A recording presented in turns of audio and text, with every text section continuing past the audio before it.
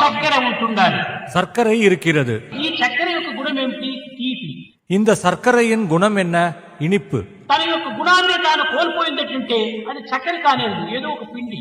தன்னுடைய குணத்தை அது இழந்துவிட்டால் அது சர்க்கரை அன்று, ஏதோ ஒரு மாவு. అదే విధముగానే గులాబీ పుష్పం ఉంటుండాలి. அதே விதமாக ரோஜா மலர் உள்ளது. దాని యొక్క గుణం ఏమిటి? సుగంధాన్ని అందించడం. அதன் குணம் நறுமணத்தை அளிப்பது. అతి సుగంధమునే కోల్పోయినటువంటి గులాబీ మనం చూడవచ్చును, కానీ ఈనాడు ప్లాస్టిక్ గులాబీలు ఉంటుంటాయి. அப்படிப்பட்ட நறுமணத்தை இழந்துவிட்ட ரோஜாவை காணலாம். இன்று பிளாஸ்டிக் ரோஜாக்கள் இருக்கின்றன.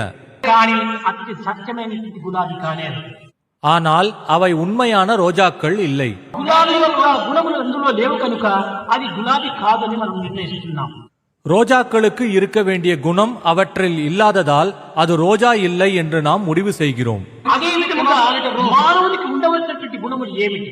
அதே விதமாக மனிதனுக்கு இருக்க வேண்டிய குணங்கள் யாவை? ఈ మానవునికి సత్యము ఒక ప్రధానమైన గుణం. மனிதனுக்கு சத்தியம் ஒரு பிரதானமான குணம்.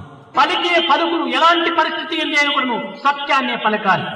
எந்த சூழ்நிலையில் பேசினாலும் சத்தியத்தையே பேச வேண்டும். ఆ పలుకుల వల్ల ఎవరికి ఏ విధమైనటువంటి బాధలు కలగకుండా ఉంటుండాలి. அந்த பேச்சினால் எவருக்கும் எந்த விதமான பாதிப்பும் இல்லாமல் இருக்க வேண்டும்.